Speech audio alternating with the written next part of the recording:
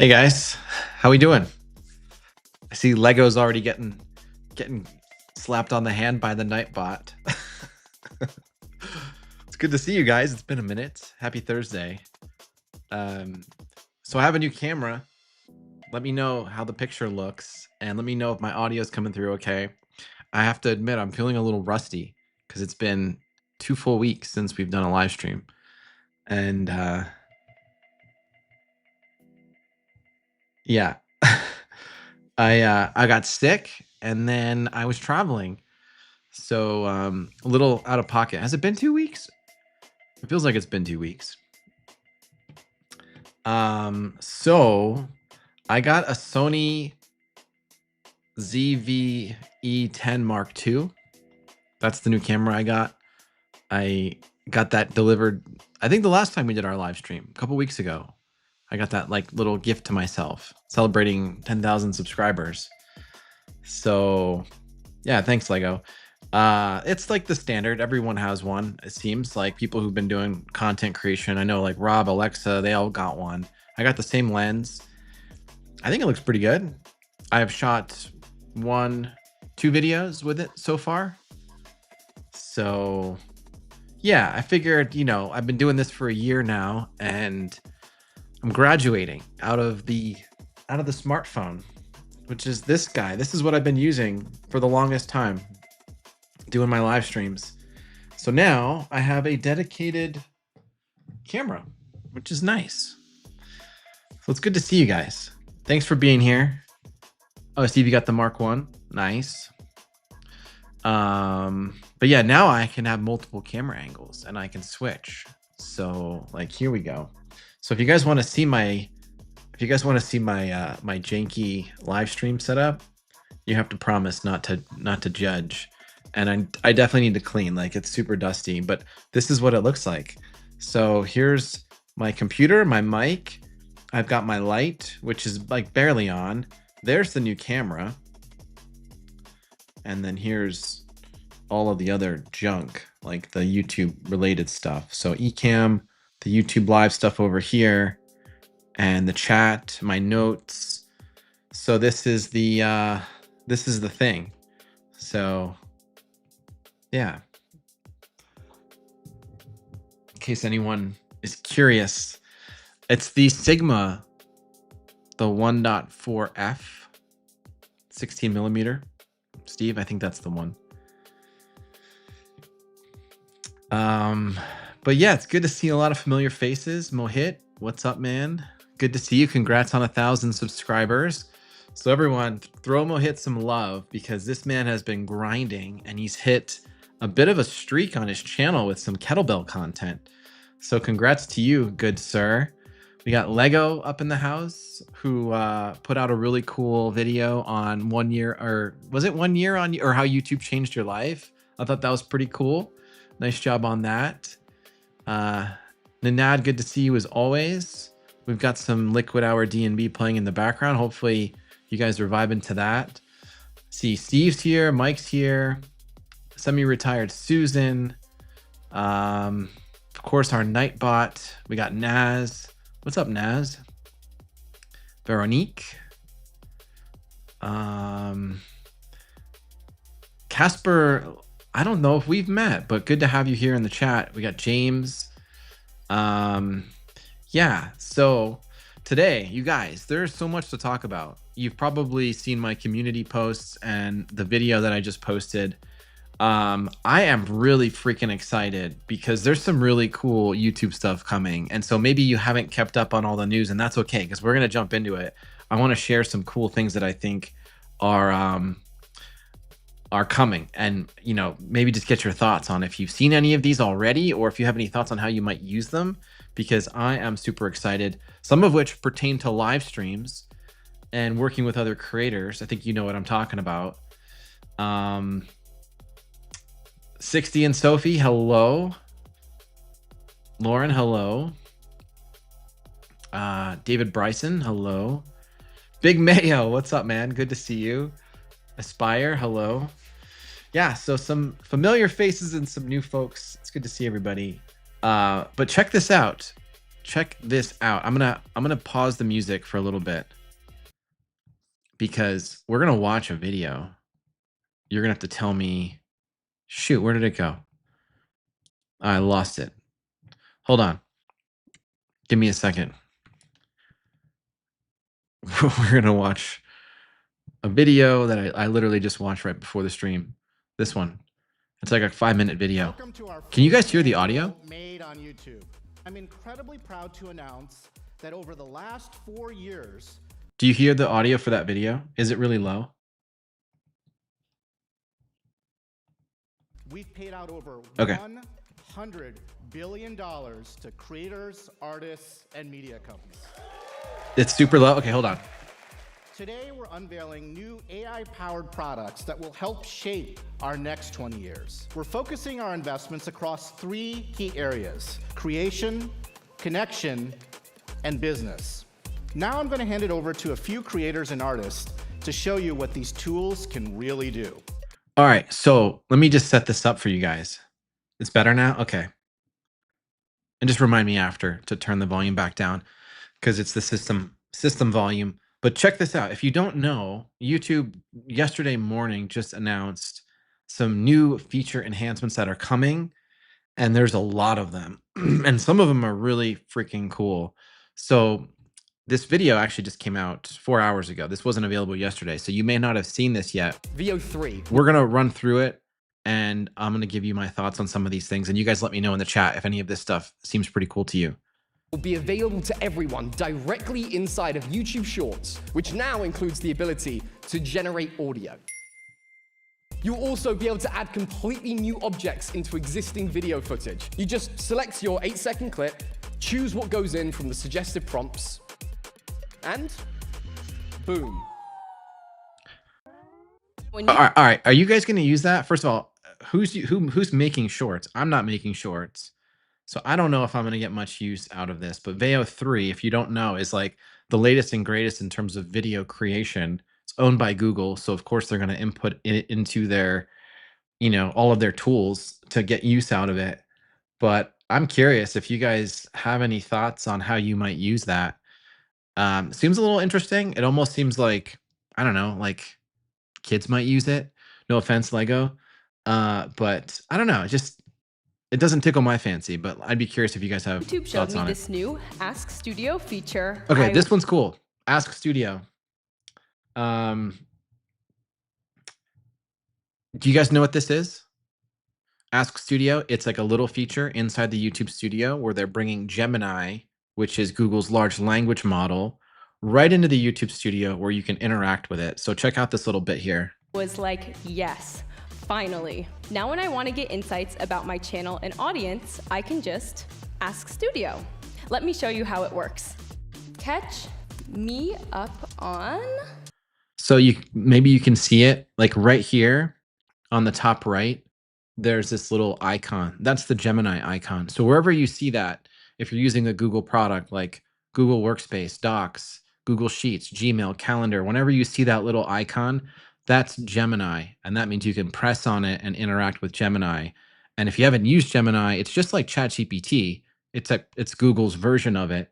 But this thing now lives inside the YouTube Studio. So you can see they're in their channel dashboard.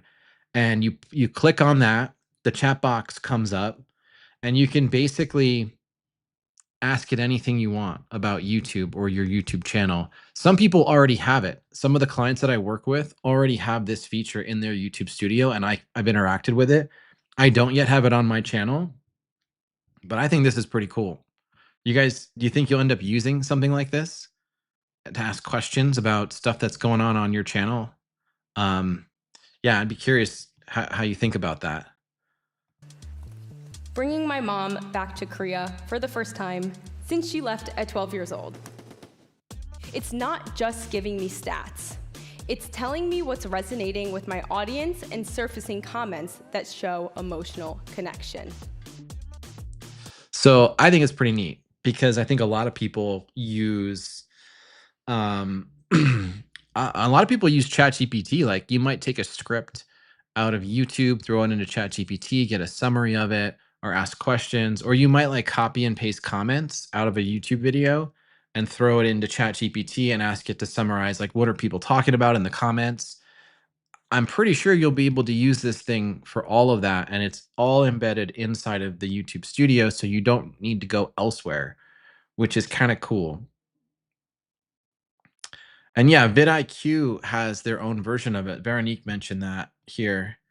Um, they have their AI coach. If you haven't heard of that, I think it's part of the paid vidIQ, but it's essentially the same thing because you can link your YouTube channel to vidIQ, and then it can read all of your analytics and like give you feedback and insights. So yeah, I think it's pretty neat. If you guys go in there, go into your YouTube Studio and check and see if you have it. I don't know the reason why some creators have it and some don't, but I've been checking every day because I'm really impatient. So well, Hit's got a question. Do you know when A/B testing will come out for? Oh, no, I don't know, man. So that's the next thing actually that's popped up on screen here, but I know at least one person that has A/B title testing. So I don't have it on mine, just thumbnails. Do you guys have it? Have you seen it? If anyone has A/B title testing, let me know in the chat because I'm very jealous and I really want it. But I think it'll be pretty cool. Oh, so Steve, you have it? What? Okay, so Steve's got it, you guys. What's your take on it? Does it work well? And here's a question for you: can you mix and match, like title one with thumbnail one, and then title one with thumbnail two, and then title one with thumbnail three, and then title two with thumbnail one? Like, can you create combinations? Is my question.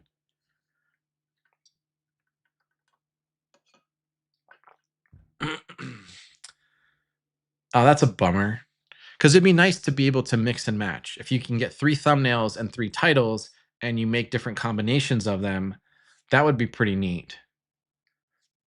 But maybe in a future date. Yeah, that's too bad. I'm a little bummed out. But here's the thing about A/B testing on titles. So check this out. With this new feature, I can test out 3 title ideas with a combination of thumbnails and can get actual data on which one generates the most watch time. Collaborations. Here's how it works. So if you're in a video, whether you Okay. So wait, Veronique, you said that vidIQ can actually let you mix and match. That's interesting. I didn't know that was a thing. Yeah. Okay, so definitely a limitation, which is unfortunate. I was hoping it would be more robust than that, but yeah, it's too bad. We'll have to obviously make a lot of noise and cry about it and make sure that YouTube hears us because that'll be something to look forward to. Yeah, Jeremy, Mark Rober is looking old. This is another cool one. Collaborations. I think you guys have probably heard about this. you co-hosted it or just appeared in a segment, you can invite up to 5 other creators to be officially added as collaborators. That means the video will appear with all collaborator names across the platform. It also shows up in the subs feed and can get recommended to all collaborator audiences. AI is a powerful creative partner. Okay, so Steve's question, coming back to collabs, this is something that's been on my mind too. How does it work with monetization and how does it work with ownership of the video? At launch, ownership of the video can only be with one person. The person who uploads it owns the video and they can edit it, they can do all the normal things that you could do with a YouTube video. And then they can set who they're tagging, right? And then the person who they tag has to accept that they're going to be tagged on that video. The only real advantage right now is that it will potentially get more reach. So it'll reach not just your audience, business as usual, but it could also reach the audience of the people who you've tagged as well. So that seems to be the only real benefit right now, is that it's expanding reach. So Steve, if you have people in your niche that you work with, or that you chat with regularly, and maybe you partner together on content or you join each other on a live stream, then you host the video and it goes out to your viewers just like it would normally, and then it could go out to their viewers as well, normally as well. And then maybe some of those people who you haven't met or maybe haven't seen your content, they come over to your channel and subscribe. You would also get all of those views and all of that watch time and all that monetization. Now, if your partner uploaded the video and they tagged you, you wouldn't get any of that. The benefit, though, to you is that you would gain exposure to, I guess, their audience, right? Because that video is going out to their audience. They're seeing you in the video, and then they can easily subscribe to your channel. I hope that makes sense. Give me a thumbs up in the comments if that makes sense. But that's how seemingly it's going to work at launch. I like it. I think it's pretty cool sounding. The only problem is I just wish they had a way of distributing the monetization and the watch time and the views, or like if ownership of the video could be on everyone's channel. Like if everyone had, if the video lived on everyone's channel as if it was their own content, I think that would be kind of cool. That would be my, like hope. But I think the logistics of that are probably kind of challenging.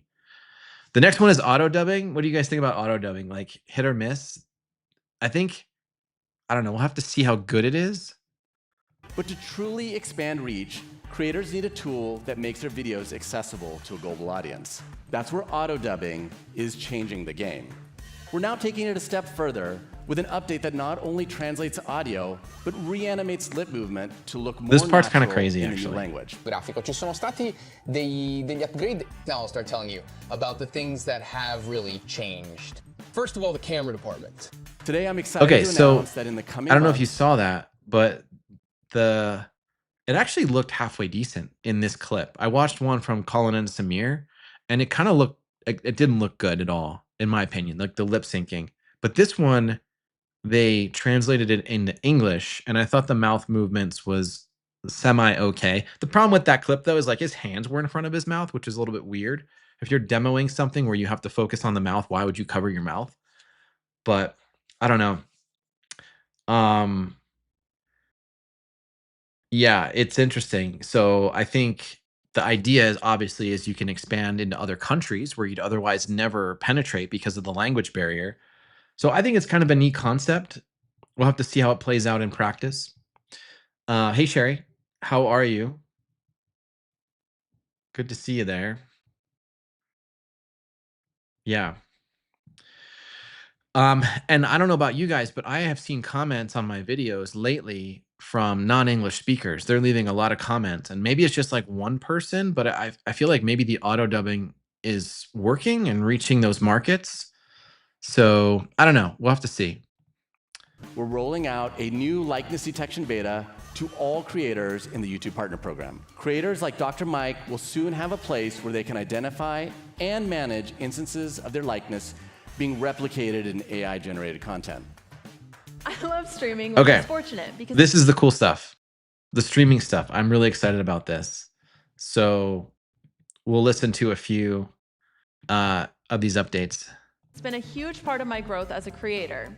Now, my audience can watch content alongside me the same way they hang out with me when I'm playing a game.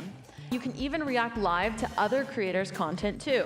When I saw this new tool that Okay, streaming across formats. This is legit. So right now I'm streaming horizontal, right, from my desktop using Ecamm. But why not go live vertically as well so that you get into the shorts feed and so that you're pulling in all of those other people who might otherwise not ever see your content because they primarily watch shorts. So do you guys think you'll use this?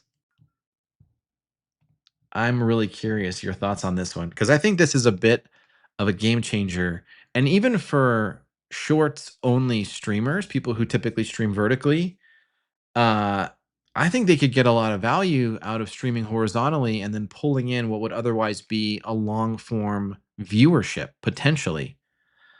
So, okay, so Lego, you'd use it. Steve, you'd use it. Yeah, I can't think of any drawbacks, right? The only thing I could think about, you guys know Ellen from Ellen's Healthy Kitchen. She had gone for, live vertically, And it was like in the middle of the summer when all the kids were out of school, and she had like a bunch of trolls, a bunch of kids join her chat and like troll her. And so the only downside there is you're going to really need some, I think, in my opinion, you're going to need some good moderators to make sure that people are not just jamming up the chat and being inappropriate and saying things that they shouldn't say and just adding toxicity to the chat, because you might find that the people who join vertically are not necessarily the people that we want to speak to. But I still think it's good for reach and just gaining exposure. So I don't know. Be interesting. I'll have to see how effective it is. And then, of course, the streaming services like Ecamm and StreamYard need to catch up. But I'm actually really excited about this. So Lego, you've got you've got a team of moderators. That's cool, man. How do you pay them? I'm just kidding. You probably don't, right? Lets you stream across both vertical and horizontal formats with one combined chat, my jaw dropped. It will stream to both your Shorts feed and as a horizontal video. Like, how cool does this look? So you've got the regular horizontal feed, you've got the Shorts feed over here. Everybody's in the chat. And yeah, I think you know, I think if it works, it's going to work really well. Horizontal video. This new feature uses AI to analyze your mobile live stream, identify the best moments, and suggest them as shorts to post. Yeah, Lori, I think you make a good point. Like, they are two different universes, very different types of viewers. And yeah, seldom is the crossover between people who prefer one or the other. But I don't know. We'll have to see how it plays out, because you might find that some shorts people, maybe they do want to watch that long form content, or maybe they like the format of a horizontal live stream.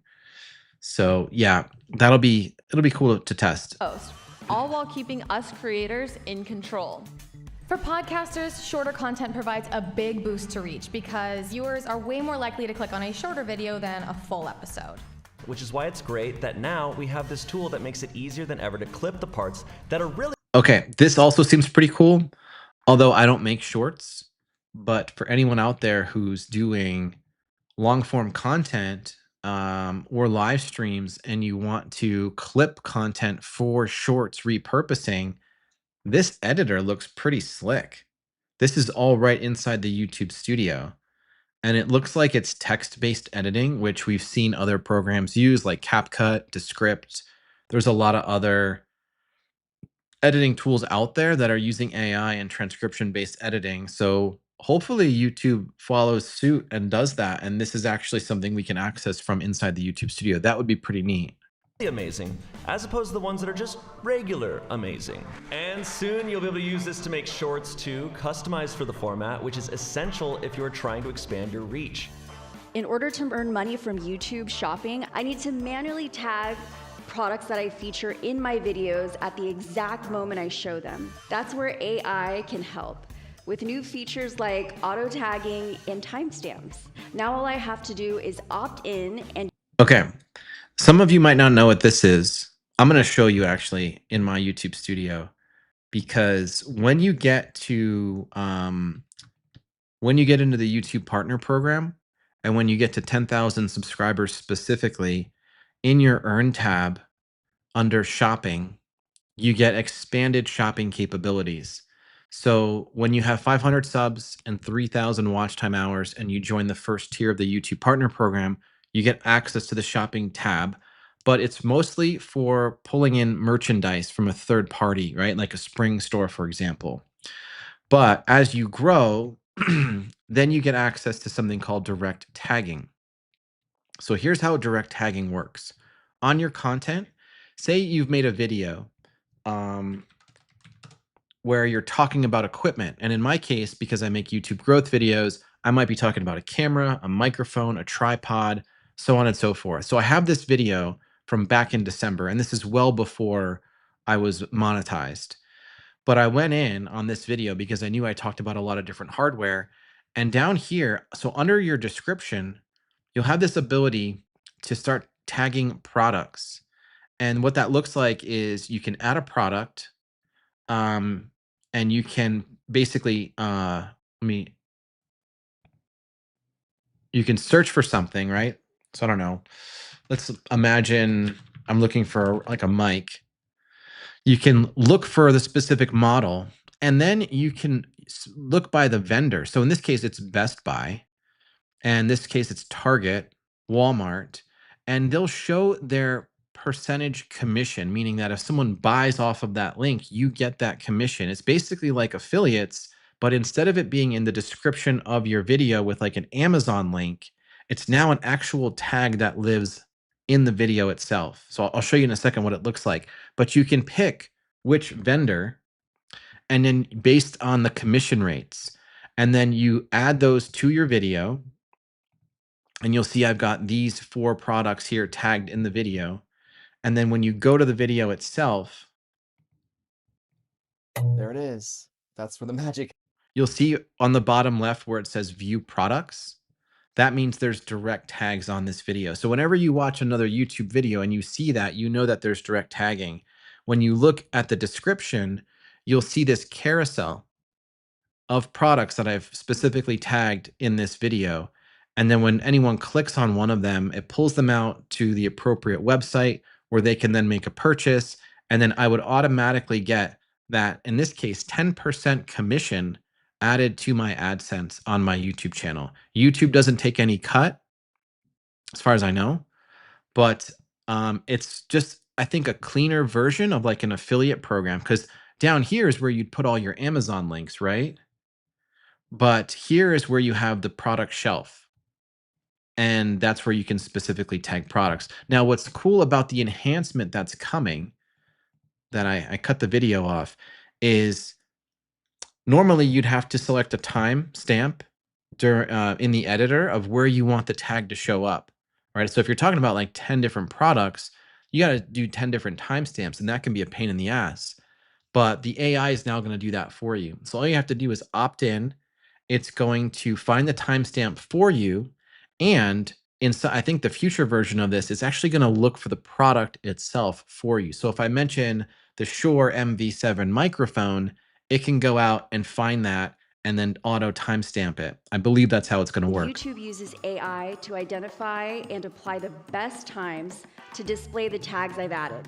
Another area that's not only important to me as a small business owner, but for all creators, is brand deals. Yeah, so that's pretty cool. I think that's going to be a really exciting thing. Yeah, the drawback though is you need to get to 10,000 subscribers. But for anyone who has a channel where you're interested in affiliate sales, this is a cool way to do that. Jeremy's got a question. Have I had sales from those affiliate links? Not yet. I just turned them on actually. So it's only been a few weeks. And the other thing too is it's on an older video, and that video doesn't get really many views anymore. So if I were to make a new video talking about hardware and equipment, I would definitely include those direct tags. And then hopefully if that video performs well, that could draw people in to click.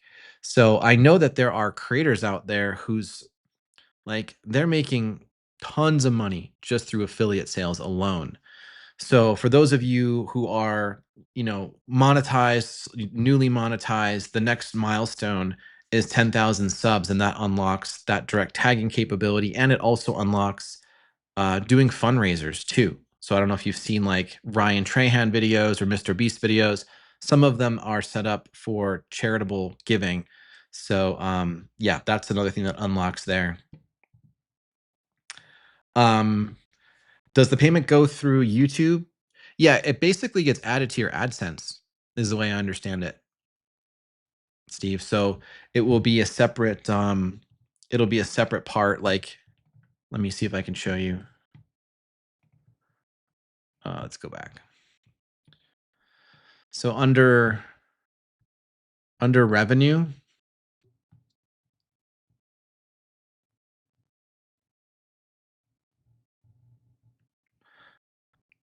now it's just taking forever to load. Stand by.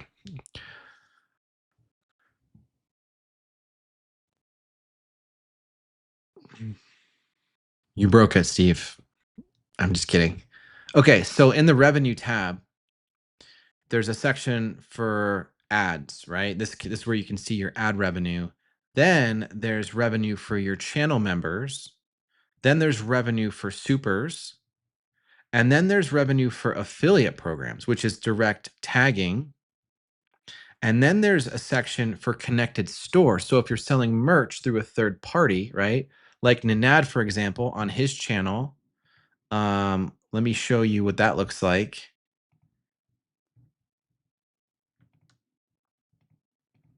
So he's got his store right here. You guys can see that, right? And he's got his desk pad right here. So when you click on this, it brings you out to this website where you can purchase this really cool looking desk mat, right? With his logo and like all of his brand colors. So when you buy from this website, that that sale will then show up right in here under connected stores. So it's a great way in the YouTube studio to see all the different revenue streams, because it's not just ads, right? There's ads is like the most popular, but there's channel memberships, there's gifts and supers, affiliates, connected store. There's a lot of different ways to earn, which is actually really, really cool. Yep. Yeah, Melissa, congrats on getting started. Good for you. That's pretty cool. I hope things are going well for you so far. Let me know in the comments how it's all going. All right. Brand deals. This is another cool one. So One we'll of the play ways it. they're doing this is with a new feature that lets creators add a link to brands' websites directly in their shorts. YouTube is also working on a way for creators to dynamically insert brand segments into long-form videos. Okay, so let's think about that for a second, what she just said. Dynamic brand segments into your long form content. So think about the experience right now if you do a brand deal, right? So maybe a company reaches out to you and they're like, hey, can you do a 30-second integration into your next video and we'll pay you X dollars? And you have to record the video, you got to record the integration, you edit it all together in one file, you upload it to YouTube, and that integration lives on that video indefinitely, right? Even for years to come. In this case, what they're talking about here is you no longer have to burn the integration into the video itself, right? So you just record the video normally, you post it to YouTube, and then you record your integration separately, you upload that separately, and then you place it where you want in the video, like via a timestamp. And seemingly, you'll be able to do this across multiple videos, potentially across all videos on your channel. So when you think about brand deals are normally like 1 to 3 videos where they get integrated. But now you have an opportunity to say, I'm going to put you on all of my videos for a 30-day period and my channel gets 100,000 views in a month. So how much are you going to pay me for me to get your product in front of 100,000 views? Think about the negotiating power you might have as a creator, right? Because if you make one video, maybe it gets 500 views or maybe it gets 3,000 views. But if you put that across all of your content, right, as like a brand segment and you place it correctly, then that opens up a door for, I think, a much bigger brand deal potentially. Now, hopefully I'm not reading into this too much and giving you guys bad information, but this is kind of how it sounds like it's going to be down the line. And then what I'm excited for, and I think Nick Nimmin talked about this, I'm trying to remember, is think about the possibility of plugging your own content, like your own program. So for me, I do coaching. I do one-to-one coaching. I have a mentorship program for 6 months. I also have a paid private community on School.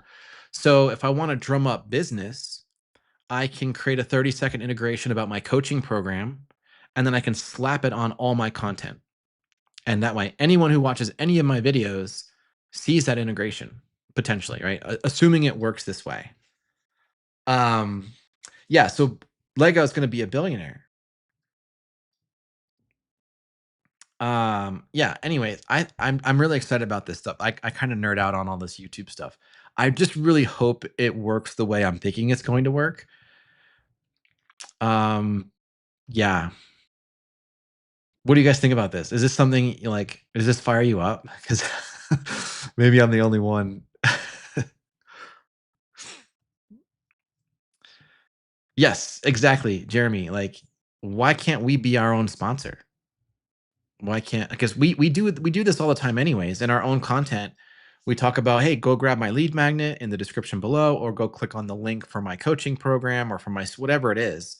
We're doing these calls to action natively in our videos. The problem is, in a lot of my older content, I would say something like, check the link in the description and book a free 15-minute consultation. But guess what? I no longer offer a free 15-minute consultation. So all of those CTAs, not only are they outdated and dead, but the viewer can't even benefit from them. So imagine a world where you're no longer embedding CTAs into the recording of the video, but instead all of your CTAs come in the form of an integration that's dynamic, that you can change, that you can apply to all your content. So, like, if you're trying to drum up people to join your newsletter, you just put a blanket integration on pointing people to your newsletter, right? And then the following one could be pointing people to your school community or whatever it is that you're trying to sell. So, anyways, I hope that it works this way, because if it does, this is huge for YouTube business. And I hopefully I'm not overstating it. So Melissa's asking, what do I use for collecting emails when you drive traffic from your videos? Yeah, absolutely. I can show you that. Um, yeah. Yeah, so I use Kit, formerly ConvertKit. And well, let's come back to that actually after we wrap this up, and I'll show you my lead magnet process. So you can swap them in and out later. I'll be able to update, remonetize those segments, or even sell sponsored segments in different countries to different brands. The next chapter is yours to write. And we can't wait to be Okay, made that's the end of the on video. YouTube. So I hope that's helpful and useful to you guys. Yeah, like I said, I nerd out on all this stuff. Um, there was one other thing that wasn't mentioned that I'll just quickly hit really quick. The inspiration tab. I don't know. How do you guys feel about the inspiration tab? Do you use it at all? I know I don't really look at it that much, but I think it's getting a makeover. So hopefully it's actually worth using. And then the final one is um back to live streaming. There's going to be a way for you to do a public live stream just like I'm doing right now, and then seamlessly transition it from public into a private channel members only live stream. So imagine I'm hosting, right? And I'm going to do like a 90-minute live stream. 45 minutes in, I'm like, hey guys, now we're going to transition into our channel member live stream. If you want to join us for that, be sure to click the join button on my channel to become a channel member. And if you do, I will see you over there. Right?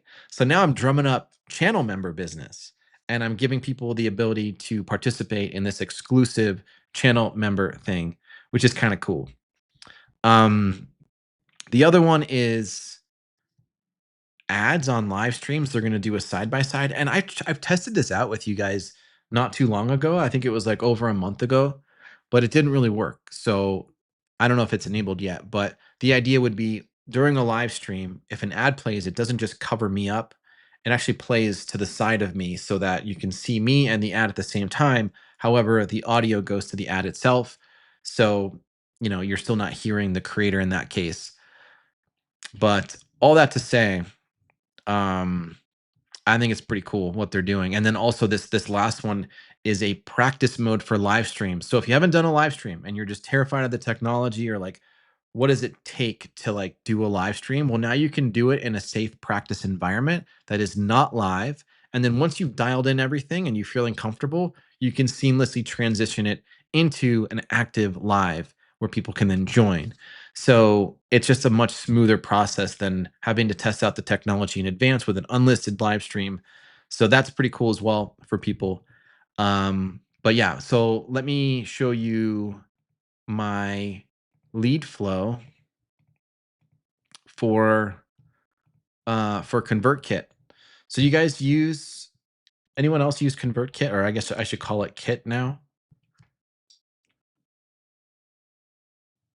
Kit is essentially an email marketing platform. That's kind of their specialty. Their prices just went up, which kind of sucks. But in my opinion, it's one of the best platforms out there. So hold on really quick. So Steve's asking about the hype feature. It should be available. Does anyone see hype on any of my content? If so, I'm just kidding. I was gonna say feel free to hype it. Um, but yeah, no, I've seen hype in action. People have been using it. I haven't seen it though on other people's content, Steve. So I'm not really sure if everyone has access to it yet. And then Veronique's asking, is the practice for vertical only? I don't know, but the image seemed to indicate vertical. So hopefully they do it for horizontal as well. But yeah, so here's Kit. And basically in Kit, I have a landing page for my lead magnet, which looks like this. This is my lead magnet. Well, this is the landing page for the lead magnet. So in my YouTube videos, we'll put the music back on real quick here.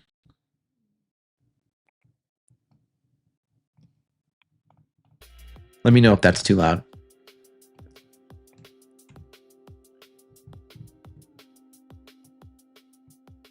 So if someone were to click on a video of mine, and I think what I'm going to show you right here, this is like the same for the vast majority of creators. So in the video description, down here at the bottom, here are my like calls to action, right? So want to accelerate your YouTube growth, apply to work with me here. This is for my one-to-one coaching program. And then this next one is my free giveaway. So when you click on this link, it brings you out to this landing page. And then you can put in your name and email, and then you get to download the free guide, and then that puts you on my newsletter. And what's kind of cool about Kit is you can see how many people are like visiting your landing page, and then how many people are actually signing up. So right now I have a 29.4% conversion rate, which I suspect is pretty low for a free giveaway. What do you guys think? Like, do you know what your conversion rates are on your lead magnets? I'd be curious your thoughts on that. What's up, Nicola? Good to see you.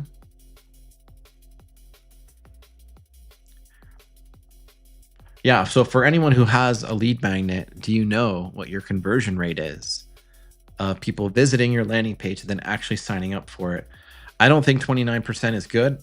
So what that tells me is I probably need to rework this landing page and simplify it. Like, do I need all this stuff down here? I have no idea. Or maybe the lead magnet itself is not something that a lot of people are interested in. So I might need to experiment with a new lead magnet as well. Hey, Chess Friends International. Good to see you. First time here. Hello and welcome. So yeah, this is what it looks like. And then basically I can see all my subscribers, which I probably shouldn't show because it's like people's email information. But I just like the user interface of Kit. I think it's pretty clean and simple to use for the most part. And it shows you your subscriber growth over time. And then the people that do sign up to your newsletter, you can see how they're signing up. If you have multiple lead magnets, it can kind of tag them by the lead magnet. Alternatively, when you're composing emails and you're putting links for things in your emails, like maybe a link to a coaching program or a community, you can then segment people by what they click on. So if somebody clicks on a link for my coaching program, then it will essentially segment them as having interest in the coaching program. And then I can target them differently through a different email campaign to see if I can convert them to book a call. And yeah, Jeremy, 100%. The psychology of a landing page is crazy. Honestly, yeah, so I don't know, like, I think some people overdo it. I think I overdo it. I would say less is more. Simplicity is preferred to complexity with a landing page. But I mean, I've seen some really long landing pages, like ridiculously long landing pages. And unless you know it's converting well, you're just kind of throwing spaghetti at the wall. And that's why I think having a good platform to show you your conversion rate is really, really important. So, my next effort here is to improve my landing page to get more conversions, but also to evaluate my coaching landing page as well to see if I can convert more people who are looking at my coaching landing page to actually applying for the program itself. So, let me see if I've missed any questions. Jeremy, I see your next question here.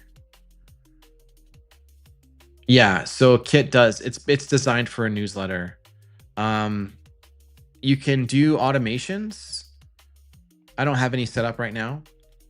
You can obviously do sequences. So if someone is brand new to your newsletter, you can set up a series of emails that go out to that new subscriber to help them out, give them value, talk a little bit about what you're selling. Some of the templates in Kit are pretty straightforward, pretty simple and easy to use. But all that to say, I came from Wix previously, and this just blows Wix out of the water. So that's why I like Kit. I think it's pretty handy. If anyone is not happy with their email marketing tool, I would have you look at Kit. It doesn't do a great job of like a sales landing page or a digital product landing page, although you can, I think, take payment through it. I would really recommend it just for your email capture. So your newsletter capture, and then for setting out broadcast emails, sequences, and automations and things like that. But that's basically why I like it. I've only been using it for a few weeks, but so far so good. Yeah, so let me know if anyone has any other questions on email marketing or stuff like that. I'm still pretty new to it. There's a whole art and a science to crafting good emails and to effectively getting people warmed up to anything that you might be selling.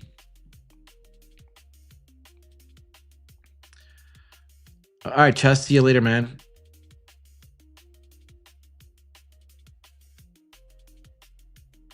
Yeah, so Susan's asking, isn't the lead magnet supposed to get you emails to build up your email base? Yes, that's correct. So that's what a lot of people do. They offer a free checklist or a free ebook, something small, something lightweight that's designed to help a majority of people with a specific problem or something.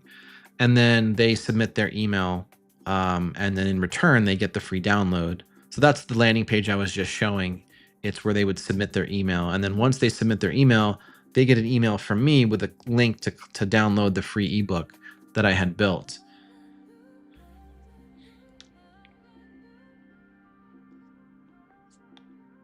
But yeah, I use Wix as well, and I'm not thrilled with Wix. It's just, I don't know, it's clunky. I don't like it. And honestly, tell me how you guys feel about this. Do you think we even need websites?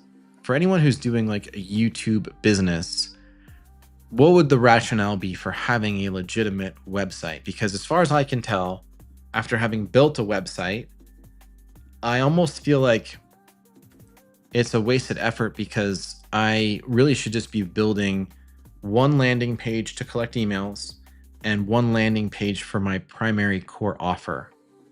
And that's pretty much it. And then I'm linking people out to my community as well. Yeah, so I don't know. For me, sometimes I think we overdo it. Okay, so Jeremy's yeah. Yes, definitely take advantage, Jeremy. No worries. Give me all the questions you've got. I'll do my best to answer them. So that goes for anyone in the chat. If you have any questions, YouTube related, YouTube business related, happy to try and field those for you. But essentially, his question is, are you a full-time YouTuber, and how long did it take to get there? So I am a full-time YouTuber, but I'm not making a full-time income. So I think for most people, it's going to take a few years to actually earn a full-time income. I left my job in order to pursue this full-time because I had a bit of a financial cushion, and I was prepared to take a chance and kind of gamble on myself and work on this as much as I could to make it work for me. I am making money, but it's not a full-time income. So I've been doing YouTube for 14 months now, just over a year. I've been full-time for, I went full-time last November. So I'm coming up on a year of doing YouTube full time. It'll be a year in about 2 months. Which is kind of crazy when you think about it. Time just flies. But that's basically, yeah, I've just been focusing 100% on YouTube for the last 10 months. And I have made some money. AdSense is there. But most of my money comes from coaching. So I work with other newer YouTubers one-to-one. I have a 6-month coaching program, and we meet every 3 weeks. We talk shop. We work on YouTube strategy, packaging, topics, titles, thumbnails, and then my clients get put into my private community, and we interact through DMs and video messaging. So that's kind of like my core offer, and that's what I work with, basically what I do to make money right now. Affiliates are like such a small amount. I don't really talk about products very much, but people do become channel members, which is interesting. Some people donate supers, which is kind of cool as well. And then I'm experimenting a little bit with the direct tagging just to see if I can get it to work. But beyond that, my main offer that I sell is a coaching program. So hopefully, Jeremy, that answers your question. But my recommendation for anyone out there who's thinking about quitting their job to do YouTube full time is do not quit your job until you are making good money from YouTube for, maybe like a 3 to 6 month period, just to make sure it's sustained. Because the last thing you want to do is, burn a bridge and then be stuck. But for me, I left my company on good terms. And I told myself, I can probably make this thing work. I can probably figure out YouTube in less than 24 months and like get back to some fraction of a full-time income. And if that's the case, then I feel like I'm in a good spot, because then I can just continue to grow and get better. So, yeah. Yes, Amy Porterfield, she's great. Very well, just a great communicator and just like very seasoned.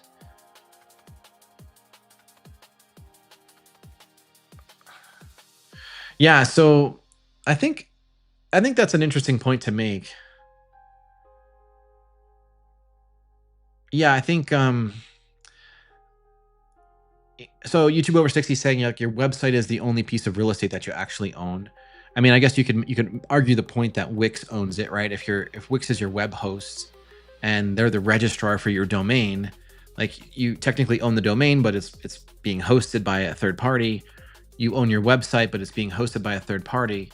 In my view, it's very much the same thing of if you were to build a landing page on Kit for email capture, Kit owns that. I mean, you're paying for it, but they're the owner of essentially that service. Card, like CARRD, is another website where you can host a website, essentially. There's like tons of web hosts out there. So I'm thinking of moving over to Card from Wix for my coaching program landing page, and then that'll direct people to apply. And then I'm going to keep my lead magnet on Kit. But you make an interesting point about like what you own. Unless you like run your own server, you really don't own anything. So Barb, yeah, move from WordPress to, I haven't even heard of Samcart. And then to Wix. Wow, you've been all over the place, Barb.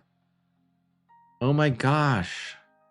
That's like so many migrations. How long has that taken you to do? That seems like a lot. I mean, I get exhausted just thinking about moving from one to the next. Lori says, I would think the benefit of a website is to have a platform to post your videos in case YouTube or the algorithm. Yeah, I mean, if YouTube goes under, there's no hope, because how are you going to drive traffic to your website for people to see your videos if your videos are hosted on your website? The thing with YouTube is that it is like the algorithm is the marketing for you. Like you put your content on the platform and the algorithm goes out and serves it to people. So without the algorithm, there's no one to point your videos towards, unless you have a lot of people on your newsletter and you point them to your website to watch videos. But what's the point of that? I mean, I guess in your videos, you can try and sell a product or service. But for me, my product or service is how to grow on YouTube. So if YouTube goes away, then my whole business is screwed. So yeah. Yeah. So Casper is like, it all depends on your niche. I think you're right.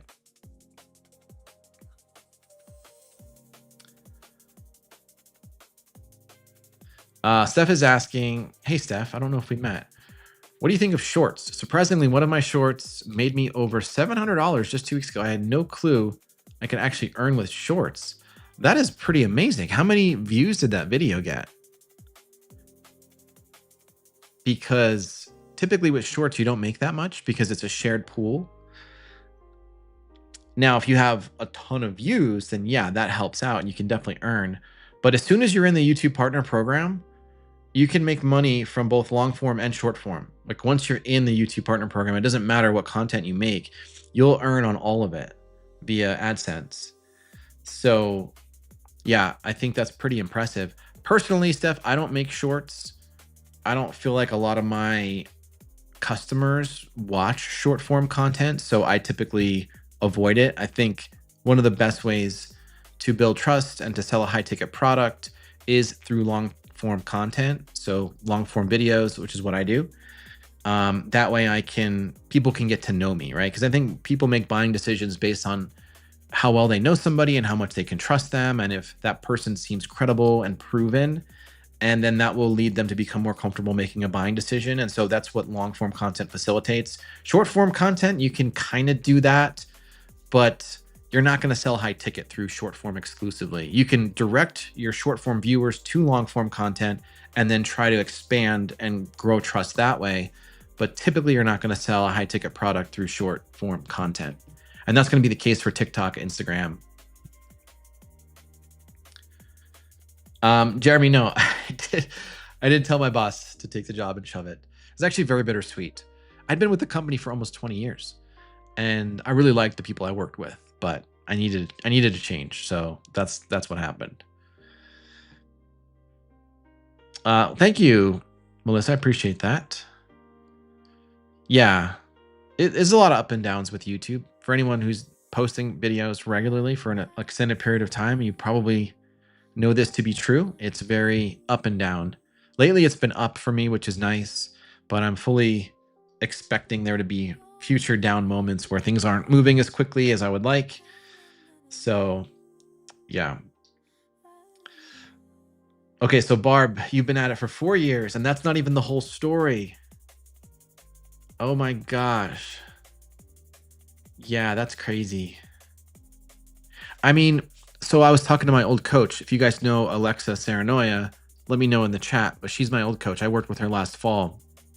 And she was telling me that her and her current coach are considering just ditching sales landing pages completely.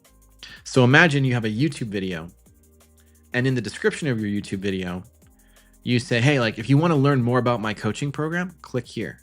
And when you click the link, it doesn't go to a landing page or a website or some form. It goes to a video sales letter, which is another YouTube video that talks specifically about the product, right? So you're using YouTube video as your sales landing page. And then if people watch that video and they're really interested, then there's a link in the description to apply. So you're keeping people on platform. You're not sending them out to an external website. You're not sending them to a landing page or an opt-in form. You're just creating interests through the long form video, moving them over to another long form video that is very specific, talking about the product or service. And then if there's interest and they really want to buy, they click the link to apply for the program. So it just alleviates having to build landing pages and setting up websites and like doing all this clunky text-based stuff. And Jeremy, absolutely, it helps to qualify your leads, right? So I don't know. I think there's some merit to that. I think that might be the future. And I think oftentimes we just overdo it because we see somebody else who's like 10 years more sophisticated than us build out these like robust leads and like funnels and websites with like all of this stuff. And it's kind of mind numbing, especially as a solo creator to try to build a business like this.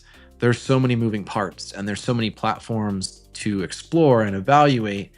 and some of them work great and some of them not so much.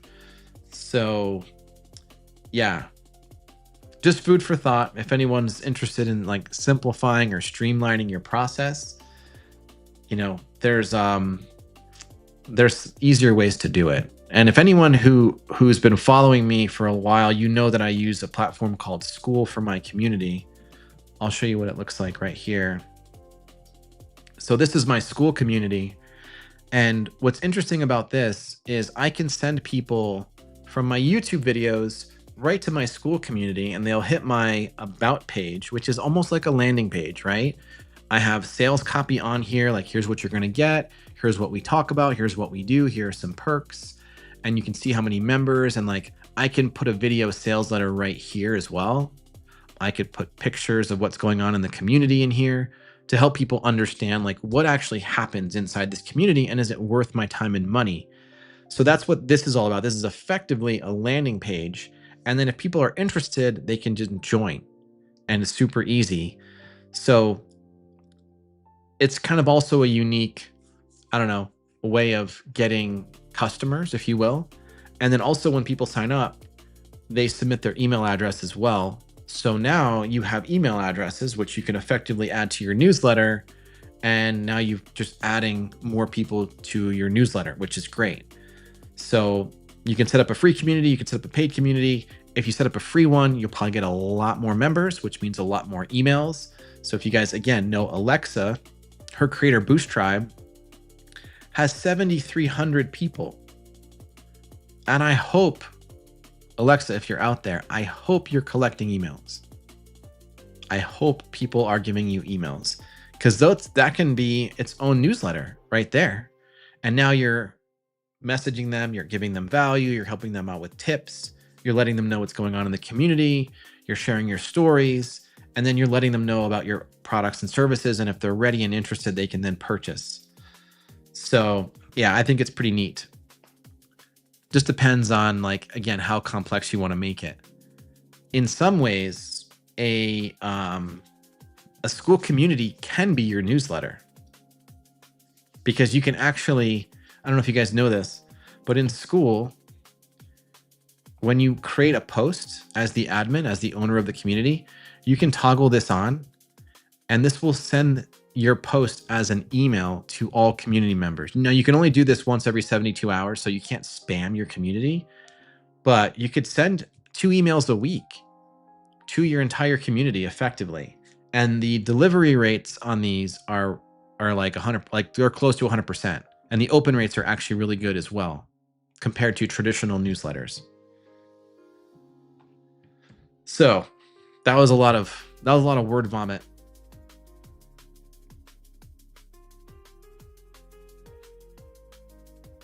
Yeah, let me know if that's helpful to you guys.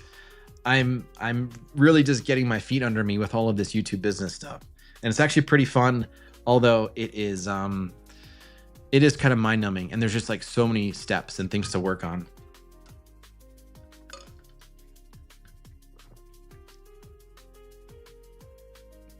All right, so I know I'm a little bit behind on the chat here. Let me just see.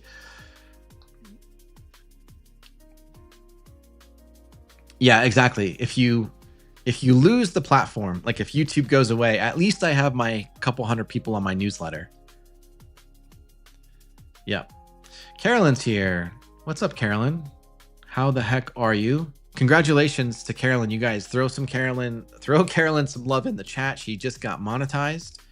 Although she should have been monetized months ago. YouTube just had a stick up their ass, and she's finally been able to get that stick removed. And she is well on her way now to earning money through her YouTube channel, which is like finally.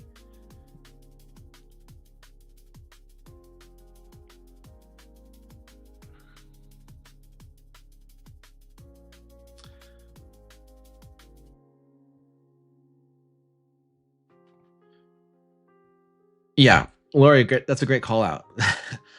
There's really no one size fits all.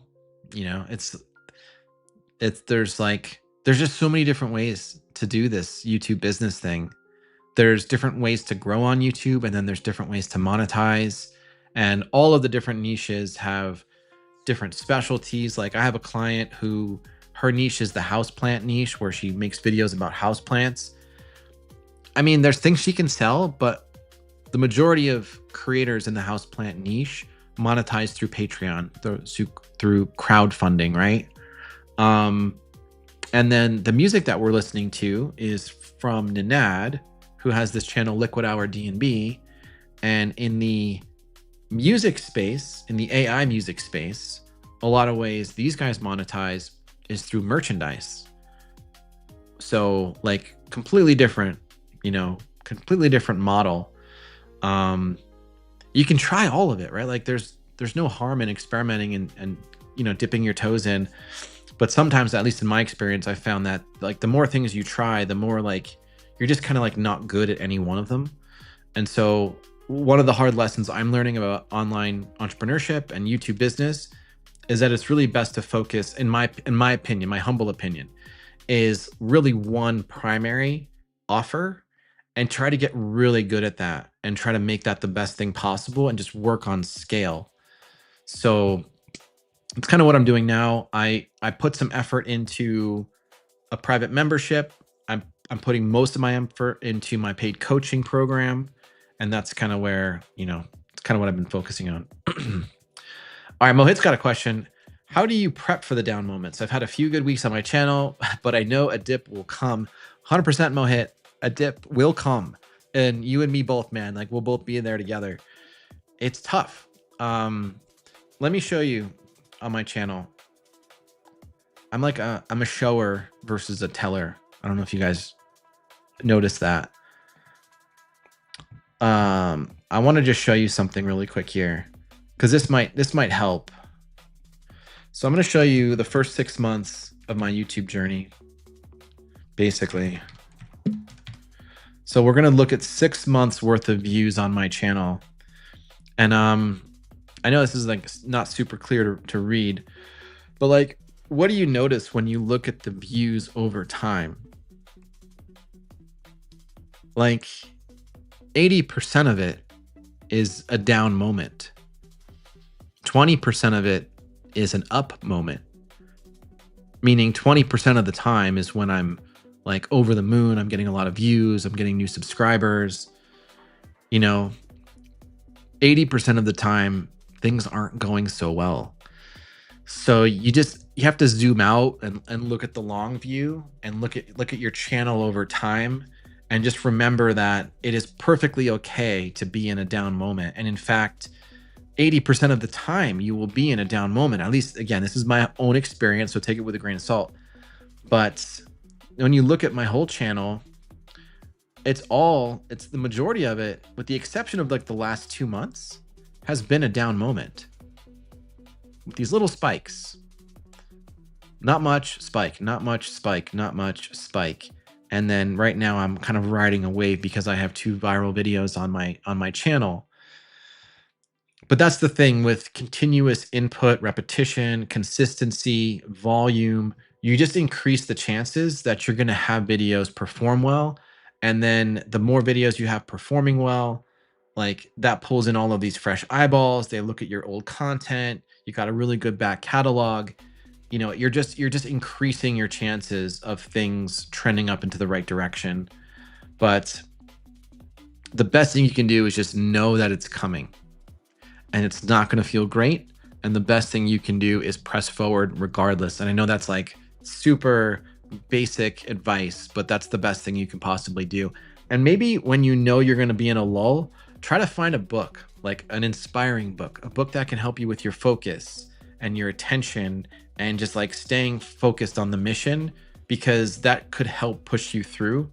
I've read the book, The Dip by Seth Godin, that helped get me through a 6-week lull, because I was hurting for a while there after I got monetized. But yeah. So hopefully that's helpful, Mohit, to see that.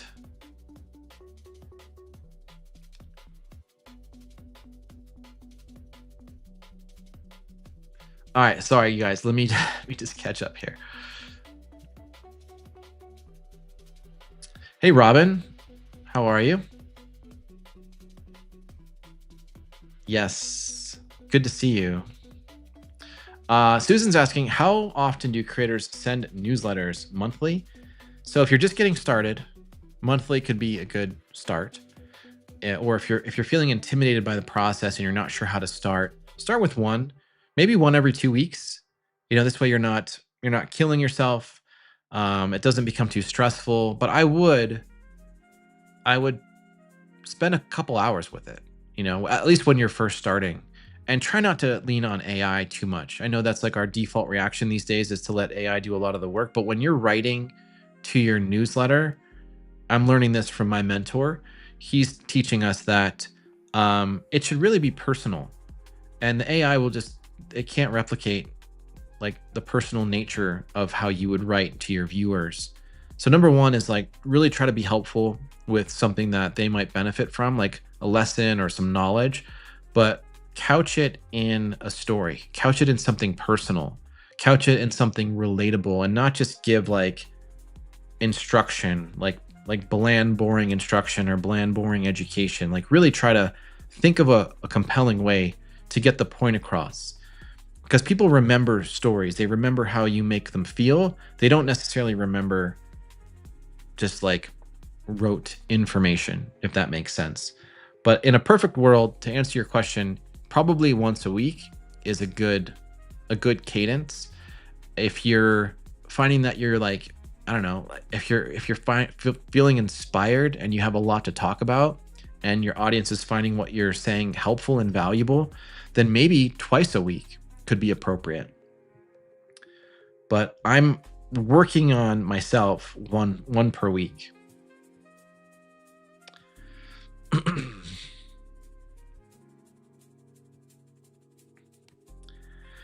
Yeah, exactly.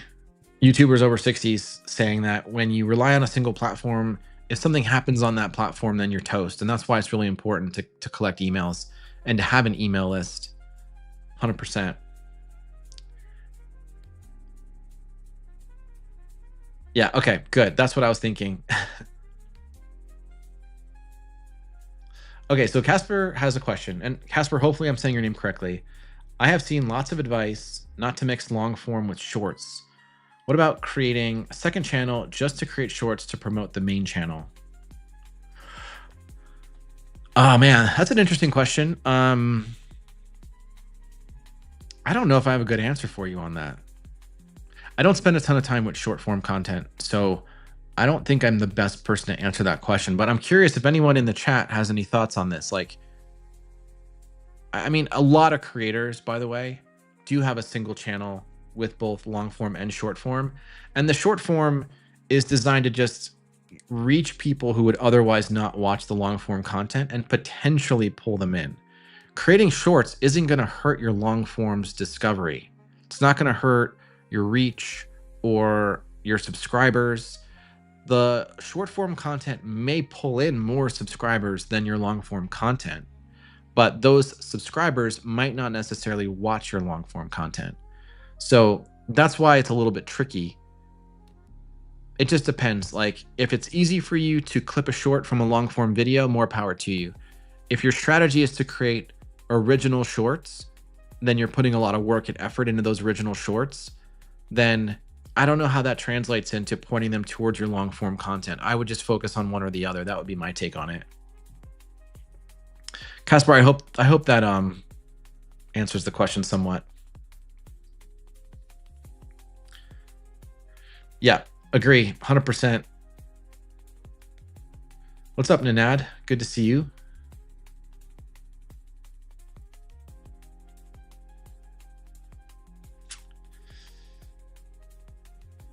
Just catching up on the comments, you guys.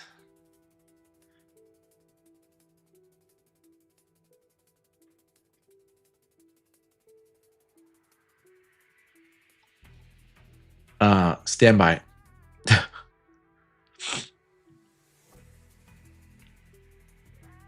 Yeah, and if you guys have any other questions or thoughts, throw them in the chat. Just put a QQQ in front. Actually, let me put a QQQ in front if you have a question. Let me pin that, and that way, when I'm looking at the chat, I'm scrolling through for questions first, and then if I don't see any, I'll kind of just chime in. So Carolyn, let me put you on the spot. How are things going now that your channel's monetized? I would love to hear from you on that. And Mohit, yes, it's a great book. It's really helpful. And Dea has a wonderful video on that book. So if you know who Dea is, she is a creator. She talks about freelancing. She's amazing.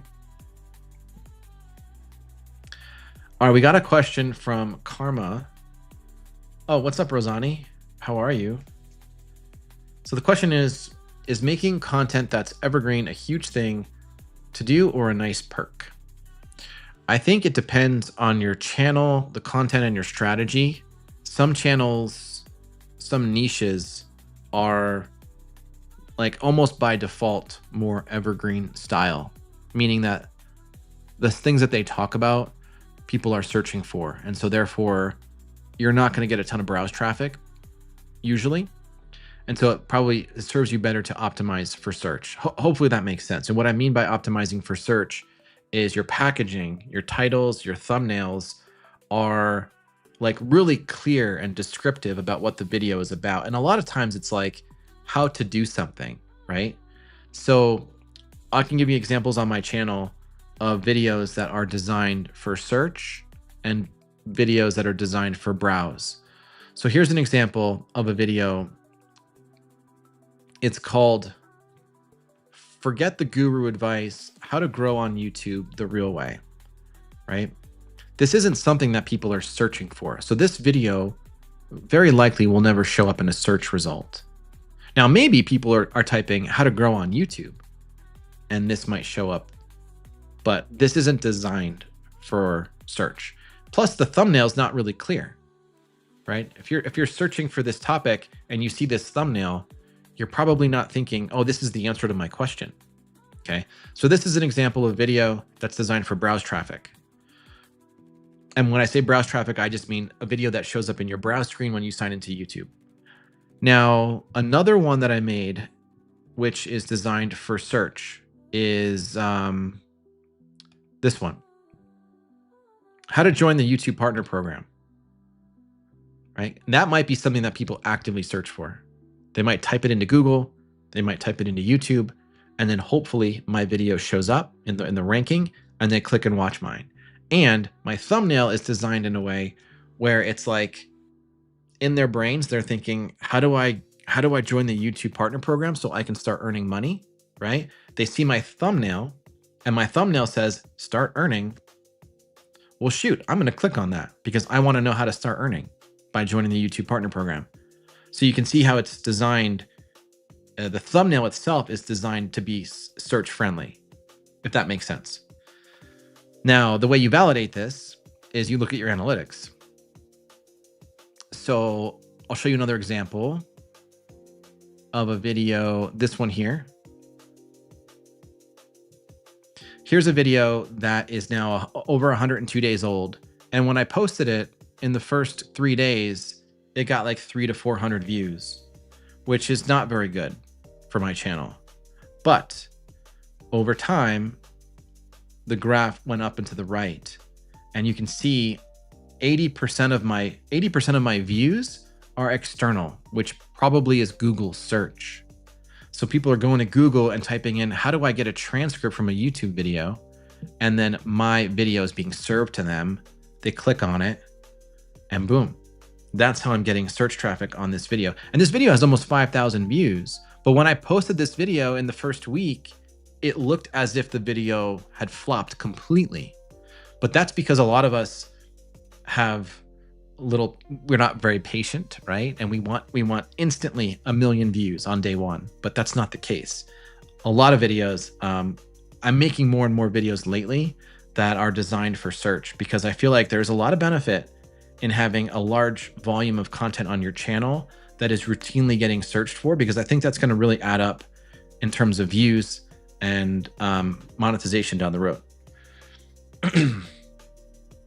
So I think it depends on the content, but I think it's always a good idea to think about if there are topics in your niche that people actively search for. And the way you can look is in vidIQ.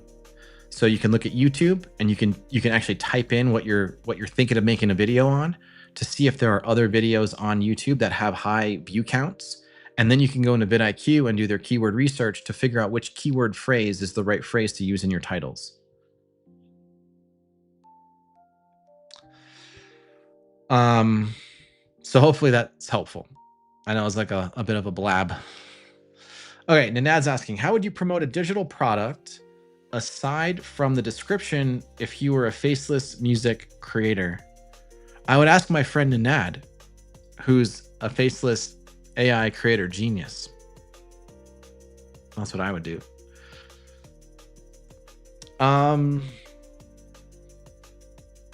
That's a good question. I think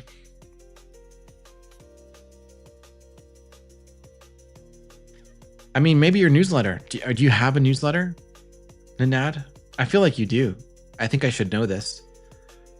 But you might, I don't know.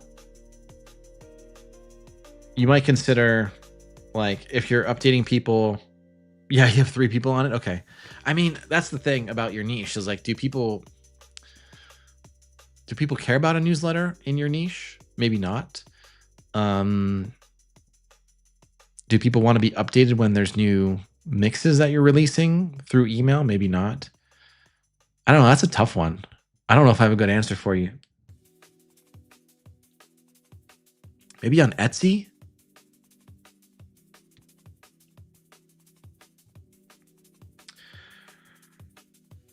Yeah, 2 of them are you. Oh my gosh. Okay. Yeah, I don't know. That's a tough one. Like I said, all the niches are different, right? There's always different viewer behaviors that dictate how people get communicated to. All right, so Jeremy's got another question. Do you have a story writing formula that you use to write your scripts and videos? No, I don't. But I can show you something.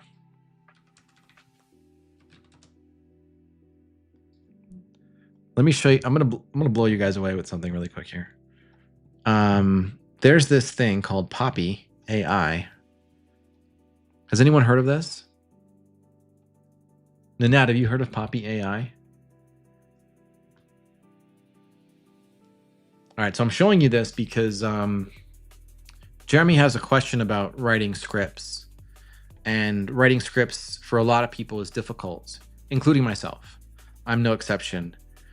Now, we lean on AI a lot for help with like proofreading, structure, grammar, maybe like adding some tension, things that make the script writing process easier. But those are all done usually in things like ChatGPT or Claude or Gemini, which are large language models, and they're all very text heavy. And you can upload reference information. You can give it access to certain documents to help it with the context. But here's an example of an AI platform called Poppy AI. And you can think of it like it's a whiteboard that you can pull content into, and then you can link all that content to a large language model and have a conversation. So let me know if you guys are tracking, because I don't want this to be too confusing. But it's kind of interesting because this is the first I've seen of this. I took, and basically what I'm trying to do in this project that you're looking at right here is I want to get better at writing emails. And I know a moment ago I said don't use AI for emails, and I fully believe that to be true. But I was experimenting with this to see if I can get it to write and sound like me. So I fed it some YouTube videos of successful creators who were talking about email and email newsletters and email marketing. And I said, okay, pull out the best practices from Ed Lawrence and Alex Hormozy, and then give me an email style guide based on what we're learning from their videos. And then that style guide got dumped into here.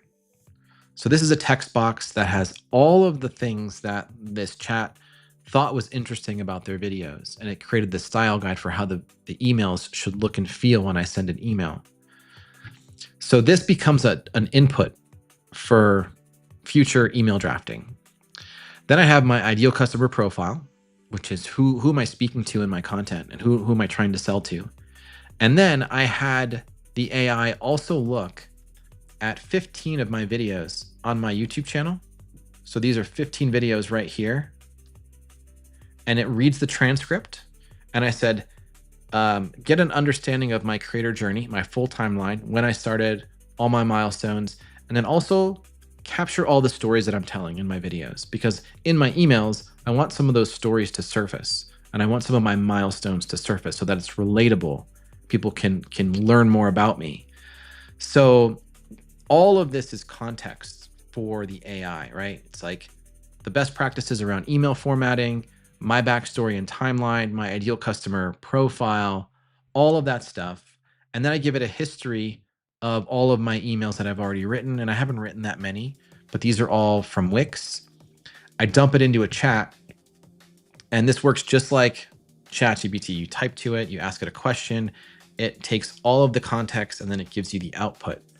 So this is a really neat tool for like maybe for script writing, maybe for email drafting, maybe for LinkedIn posts, YouTube community posts, school posts, really any kind of writing that you need to do, as long as you give it good context that you think is valuable, and you train it on like how you want it formatted, and like if you wanted to insert personality, your stories, the words that you use, phrasings that you use, and milestones about your journey, like it can factor all that stuff in. And then in the output, hopefully it gets you closer to that final draft. So I've only used it for one email so far, and the jury's still out on like how effective it is at marrying all of those different contexts. But if you're curious about it, it's pretty interesting, because this is the first time I've seen a visual whiteboard representation of the different AI tools to come up with different writing. So hopefully that's not a rabbit trail that I send you down or like a shiny object, but I just think it's pretty neat.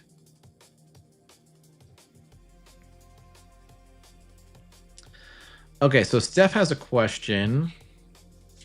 How many long form videos do you recommend publishing? I publish 2 a week and still get 10 views on average. Makes me want to quit long form videos. So I had posted 2 a week for about 7-8 months when I first started. And I feel like that really helped on my channel because I was getting a lot of reps in and I was improving quite a bit. So, but Steph, I guess my question to you is, are you primarily a shorts channel? And if so, if you're getting low views on your long form, it might be because most of your subscribers are there for short form content.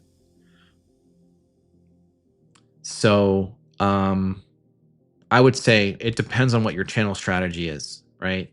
If you are just looking to make ad revenue and you like making shorts and you're okay not making a ton of ad revenue unless you get millions of views like you've currently got, then continue doing shorts. But if you intend to build trust with your viewers and potentially sell them something off platform, maybe a course or a coaching service or I don't know, some kind of program, then I believe that long form is really the only effective way to do that.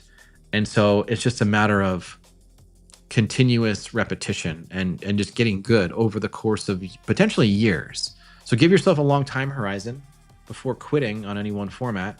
I would say give any one format at least 6 months before you decide if it's right for you or not.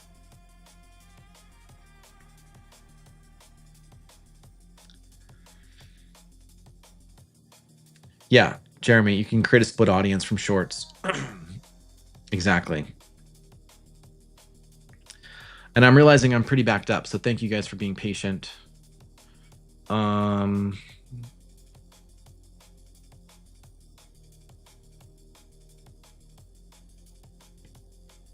Okay, so Veronique's question.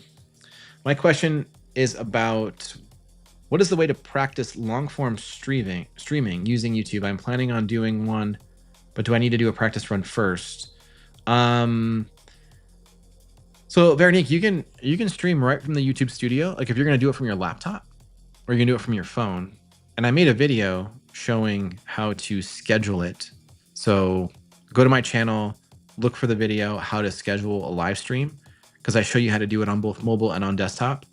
And yes, my recommendation is if it's your first time doing a live stream, set it up as unlisted and not public, and then just go live, unlisted. No one can join. And then you can give somebody the link where they can join, and then you can kind of test it out and make sure they can hear you and make sure they can see you okay, test out the technology a little bit. And then once you're like, okay, cool, I got this, like I'm comfortable, then you can schedule an actual public live stream, but definitely do a practice run. Barb is asking, do you batch out your videos for say a month at a time, or do you do a mix of strategies? I've studied YouTube for a year, but when I sit down to plan I'm scattered on how to stay. Okay, Barb, you are speaking my language, because I'm also like not super organized. And I know that might be a surprise to a lot of you, because I talk about organization in some of my content, but I don't always follow it very well. I understand the importance of structure and organization, but I'm just not good at the execution piece of it. In a perfect world, I would be batching 2 to 3 videos every 2 to 3 weeks, but I don't do that. I want to do that. I'm working towards doing that. So I would say, if you are the kind of creator who is scrambling from week to week to get your content out, and you're always feeling like you're running behind, I know exactly where you're coming from. Like that's basically me for like 90% of my YouTube journey so far. There's seldom been times where I've been able to batch and get ahead like 2 to 3 weeks. Most of the time, the video that I'm posting that week, I'm creating that week, which sucks because you're on the hamster wheel. So if you can try and schedule 2 to 3 hours to research, to title, to thumbnail, and then another 2 to 3 hours to film, and then another set of hours to edit, and you can knock out 2 or 3 videos, more power to you, because you're going to save so much mental bandwidth over the course of a few weeks to get your content scheduled out. It's really, really helpful. So that's my recommendation. And I think when you think about like the longevity of doing YouTube, it really helps to have systems, because if you're just fly by the seat of your pants, man, it can be rough to like every week just start over, right? Every week it's like starting fresh, and that can be challenging. So here's I don't know if anyone uses Notion, but this is essentially a content calendar that I'm starting to use. I got this from my mentorship program, and it lets me figure out like which video is going to get posted on which day. And so I have a list of all of the ideas that I'm thinking I might make into a video. From this master list, I move only the good ones, like the top 10 good ones, into a much smaller list of good ideas. And then I evaluate, are these worth making? And I kind of rank them against each other, right? And then once I find one, like I'm really excited about this video, I really want to make it, then I move it into this section over here, which is essentially, what stage am I at with my video? Does it need a title and thumbnail? If so, it goes in this column. And then once I have a title and thumbnail, I move it over into here where it needs writing. That didn't work. Oh, I think I'm not logged in correctly, but you can drag and drop to move these. So once I finish the script, then I can move it into needs filming. And then once I'm done filming, I can put it into needs editing, and then I can move it into published. So you're kind of moving it from stage to stage, right? This is like a typical production sequence. And then as I schedule them, I can see them on the calendar, right? So I just posted this one yesterday. I posted this one on Monday. And now I have this one that I'm working on for next Monday, which is the 22nd. And again, I haven't even started on this one yet, which sucks because I only have a few days to get it going. But my hope is tomorrow I finish a script for a new video. I record that over the weekend. I send that footage to my editor, and then that one will go live on the 29th. Whereas this one here, I'm going to end up recording myself and editing myself and just posting it. And then I have all of these other ones that I'm sort of like queued up for coming up in the future weeks. I haven't quite figured out the date yet on them, but in a perfect world, you sit down, you batch research, you batch title and thumbnail, and then you batch writing them, and then you batch filming them, and then you batch like the editing. Doesn't always work. Not everyone has enough time to do it.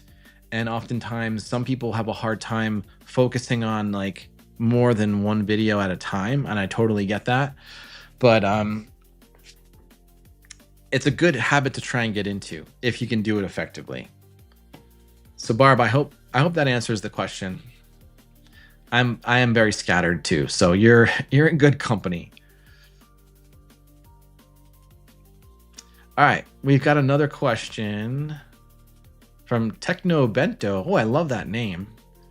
So the question is, hey Ty, when making your anti-guru video, were there any precautions or permissions that you had to obtain in order to use or refer to footage from a different channel? No. I didn't. First of all, if I could have reached out to Jess, the woman whose channel I looked at, I would have asked her if I could interview her. But I can't find any contact information for her whatsoever, because I would love to connect, and assuming she'd want to talk to me, I have no idea. But I think she's just a super interesting channel to look at and to like, you know, to look through. But no, I didn't. And I think there's no real concern there. There's no like copyright to be worried about, because one, I didn't really play any of her videos. There was certainly no audio, I don't think. It was mostly just looking at her channel. And then if there was her video showing, it was only for a few seconds. And then when you think about fair use, you are essentially, are you creating an original work? In which case I was. It was my own video with my own likeness, my own title, my own thumbnail. And I was essentially just borrowing or like looking at her channel and providing commentary, which is perfectly acceptable. So hopefully that answers the question. If you're thinking of doing something the same thing, just make sure you're adding enough value and commentary to make it a complete original work.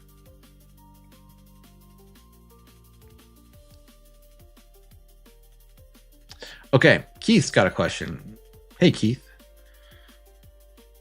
I don't think we've met. Good to have you here. So the question is, do you think selling evergreen video courses is a viable source of sustainable income? I'm currently trying to plan courses, which in turn will set the tone for my weekly YouTube videos. So courses are still definitely a viable way to make money. The question is, how do you get people to notice your course? Like, how do you drive traffic to your course? So in a perfect world, and I'm not sure what niche you're in or like what kind of content you're making or what your course will be about, but a lot of people, some people will put the cart before the horse and make the course before they validate if there's demand for it. So I would just be really careful before you make your course. Make sure that it's something that people actually want to see. And then as you start to make your YouTube channel and you start pointing people towards the course, like the content has to be very much aligned, right? Now, if you haven't validated if it's stuff that people actually care about, then what you'd probably want to do is try to grow your YouTube channel organically, make content on the topic, and then as you start to grow and learn more about what people want, then you start to build the course based around what people want. And one thing you can do if you want to expedite that is you can set up a free call, like a link in your description for a free consultation or a free call. And then you can ask people like, hey, if I were to make a program, a self-paced course, what would need to be in it for it to be valuable to you? And if you do enough of those calls, you get so much feedback and then you can start building it straight away. So I hope that answers that question for you.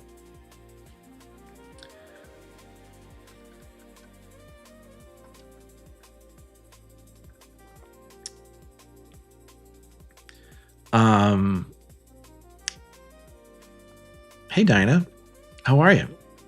Good to see you.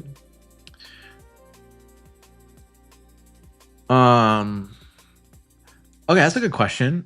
So Dinah's asking, any value in opening your videos all the same way to give YouTube predictability, e.g., hey everyone, I noticed some channels do this. I feel like people do that mostly for like brand recognition. You know, it's almost like a tagline. Like old Mike says, if you ain't dead, you ain't done. Carolyn is famous for saying smack dab in the middle of France. I don't know if she says that in her videos, but she says it when she joins the chat. And these are just like small little things that help people remember people, you know? So I don't think there's any harm to it.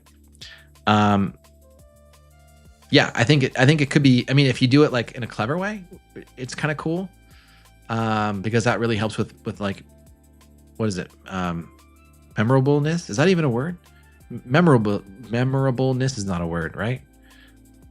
It helps with people remembering, or like, you know, just that familiarity factor. I don't do it. And I'm not clever. Maybe that's why.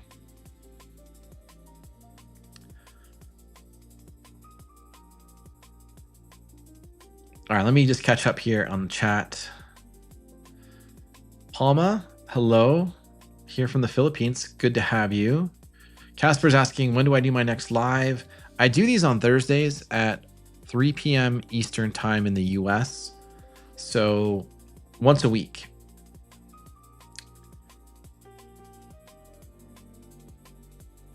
Yeah, so Mohit, that the Notion framework I showed, that's how you guys operate. Yeah, it's like the different stages, right? Moving things from one stage to the next to the next. You know, in a perfect world, it works great, but the problem I have with my production system is I'm so distracted by just a million other things. DMs, emails, the community, like I just get so sidetracked so easily that I really have to put blinders on if I'm going to sit there and focus for a few hours. So, Lori, yes, Notion is free. There's obviously a paid version of it. I just use the free version. It can be a bit clunky, but you know, if you get a good template, it can help out. Nafisa, hello. How are you doing? And Technobento, you are welcome. Hopefully that's helpful to you. Yes, Veronique. Nate says, howdy, howdy. Right? I mean, it's kind of his signature. So what do you guys, tell me in the comments, do you have a signature? Do you have like a thing that you say that helps people remember you, that's like unique to you? I don't think I have one for myself. Yeah, maybe I need to make one.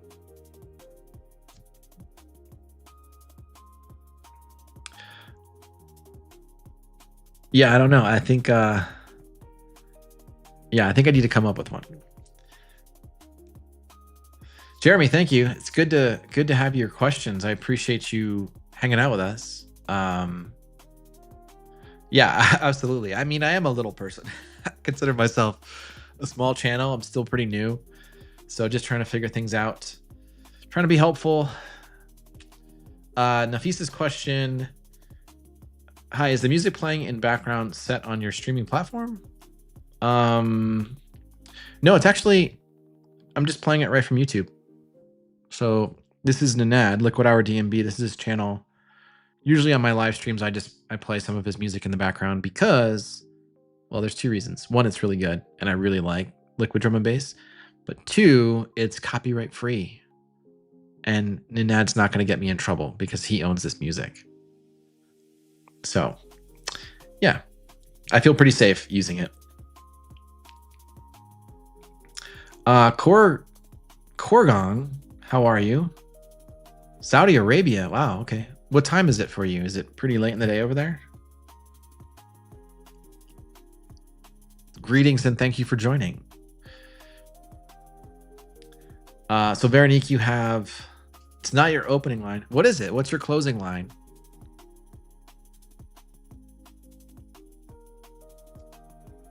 Okay, Casper, this is a great question. Oh my gosh.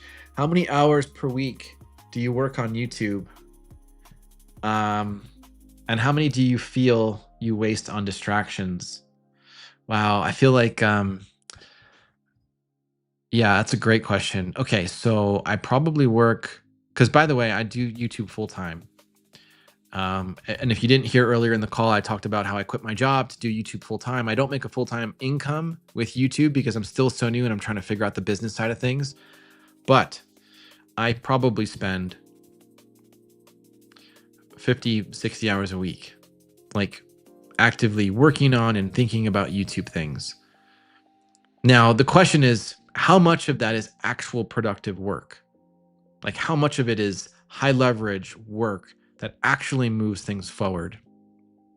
Or how much of it is just spent kind of screwing around and DMing with people in my community and playing with different AI tools and feeling like it's work, but it's not actually productive? This is a hard question to answer. Yeah.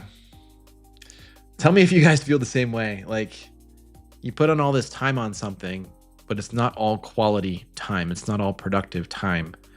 I would say maybe half of that, maybe less, maybe more than half of that is stuff that isn't high priority, but things that I'd let distract me nonetheless. DMs, emails, WhatsApp, different pings. Like, I consider the 2 hours I spend doing a live stream actual productive work.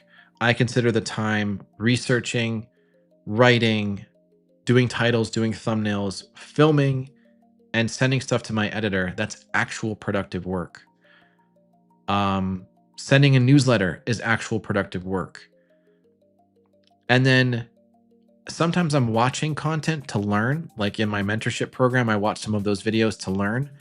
That's like not top priority, but it's like close, because the top priority is content creation. Like at the end of the day, everything boils down to creating content, whether it's a newsletter, a YouTube community post, posts on other socials.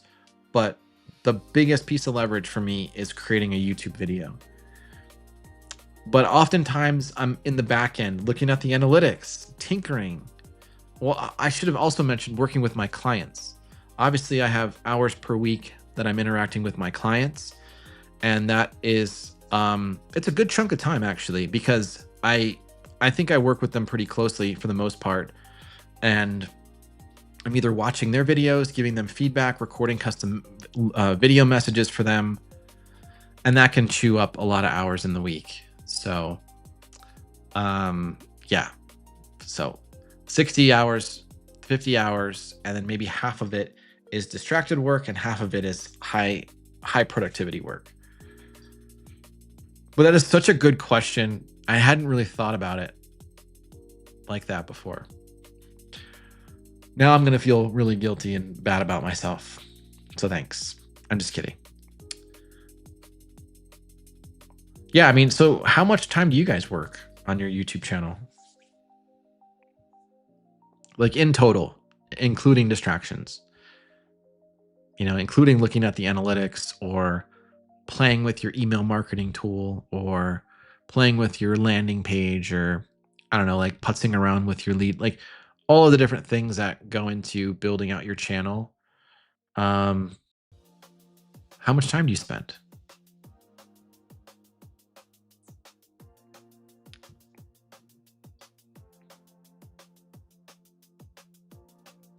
Okay, so Veronique, your catchphrase: if you like the practical and scientific aspects of raising horses, then you are in the right place, because that is pretty much all I talk about. And you say that in all of your videos. That's cool. It's so clear and direct. And I think, yeah, people obviously will remember that, and it will reinforce that this is what they're getting when they watch your stuff. All right, so Veronique, you work full-time on YouTube, but you're with me in that 50% is really productive. Sometimes the best stuff I come up with comes from that 50% of non-productive work. Okay. Is this like inspiration? Because that's interesting. That's interesting. It's hard to know, like, do I actually come up with good quality things that contribute in a meaningful way when I'm in these modes of like non-productive work? Yeah.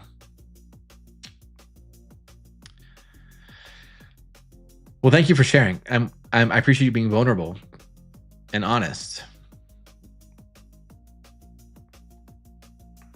Jeremy's like, it takes about 10 hours to make a video from start to finish.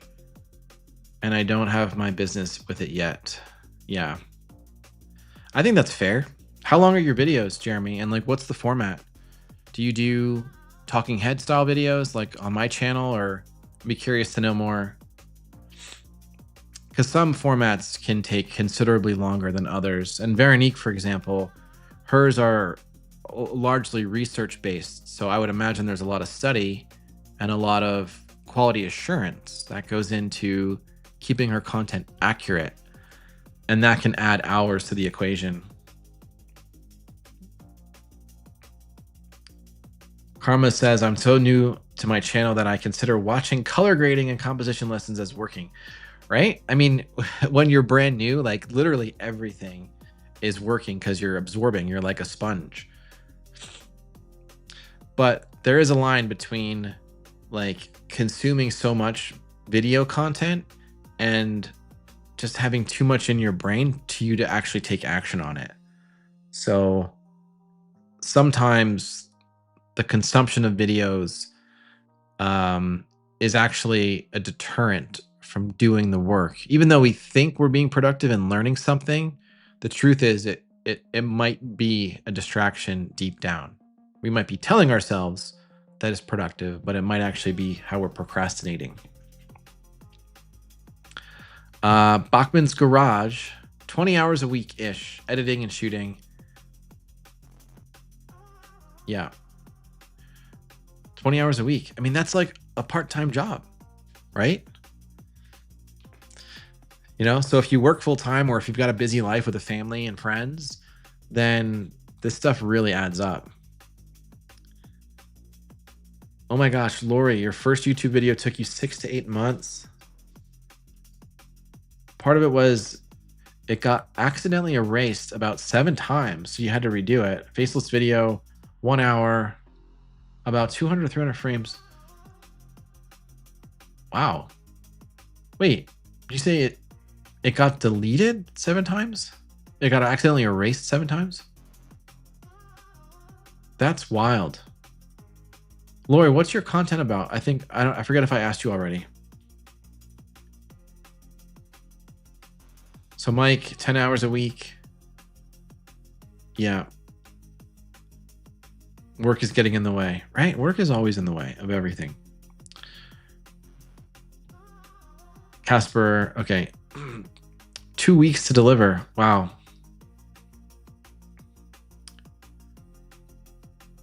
Yeah, it's an uphill battle. Everything is like a giant learning experience. So, well, you guys, I think it's almost 2 hours. We're going to wrap up here in a few minutes, but any other questions, thoughts? What else is on your mind? And did you find any of the Made on YouTube 2025 features that we discussed useful from earlier? I'm actually really excited about a lot of this stuff. I'm like chomping at the bit for some of these features to come out.